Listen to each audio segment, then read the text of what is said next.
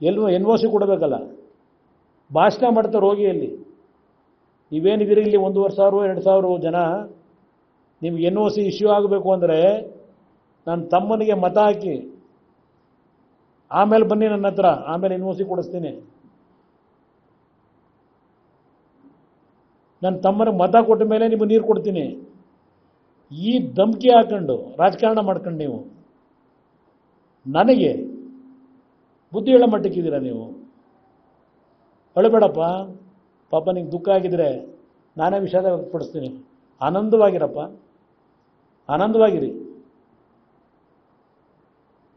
ಇದನ್ನು ಇಷ್ಟೊಂದು ಏನೋ ಕುಮಾರಸ್ವಾಮಿ ಮಾಡಬಾರ್ದ ಮಹಾನ್ ಅಪರಾಧ ಮಾಡಿಬಿಟ್ಟ ಹೇಳಿಕೆ ಕೊಟ್ಟು ಅಂತೇಳಿ ಪಾಪ ನಿಮ್ಮ ಮನಸ್ಸಿನಲ್ಲಿದ್ದರೆ ದುಃಖ ಪಡಬೇಡಪ್ಪ.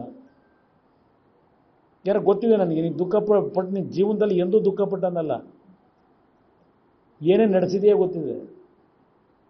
ಕುಮಾರಸ್ವಾಮಿ ನೋಡಿಬಿಟ್ರೆ ಬ್ಲಡ್ ಬಾಯಿಲಾಗುತ್ತಂತೆ, ಬ್ಲಡ್ ಬಾಯಿಲಾಗ್ಬಿಡುತ್ತಂತೆ ಕುಮಾರಸ್ವಾಮಿ ಹೇಳಿಕೆ ನೋಡಿದ್ರೆ.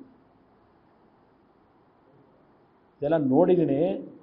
ಆ ಕಾಂಗ್ರೆಸ್ನ ಮಹಿಳಾ ಪದಾಧಿಕಾರಿಗಳಿಗೂ ಹೇಳ್ತೇನೆ, ಪಾಪ ನಿಮ್ಮ ಬೀದಿ ಬಿಸಿಲು ಬೇರೆ ಇದೆ,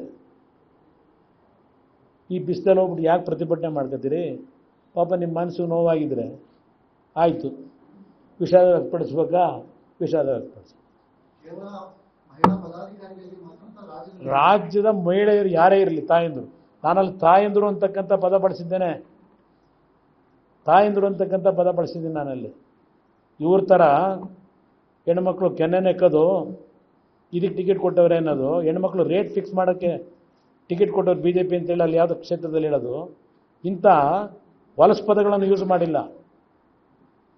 ಆದರೂ ನನ್ನ ಮಾತಿನಿಂದ ಏನಾದರೂ ಈ ರಾಜ್ಯದ ಯಾವುದೇ ನನ್ನ ತಾಯಂದರಿಗೆ ನೋವಾಗಿದೆ ಅಂದರೆ ವಿಷಾದ ವ್ಯಕ್ತಪಡಿಸ್ಲಿಕ್ಕೆ ಸಿದ್ಧ ಇದೆ. Thank you brother. ಕೊಟ್ಟರು ಉತ್ತರ ಕೊಡ್ತೀನಿ ಬನ್ನಿ. ಏನಿದೆ ಅದರಲ್ಲಿ? ಏನಿದೆ ಅದರಲ್ಲಿ? ಮಹಿಳಾ ಆಗೋಕ್ಕೆ ಕೊಟ್ಟವ್ರೆ, ಸ್ವಪ್ರೇರಣೆಯಿಂದ ಏನೋ ರಿಜಿಸ್ಟ್ರೇಷನ್ ಕೇಸ್ ಬುಕ್ ಮಾಡ್ಕೊಂಡ್ಬಿಟ್ಟವ್ರಂತೆ, ಕಳಿಸ್ಲಿ ಅವರು. ಅದಕ್ಕೆ ಉತ್ತರ ಏನು ಕೊಡಬೇಕು? ಕೊಡೋಣ.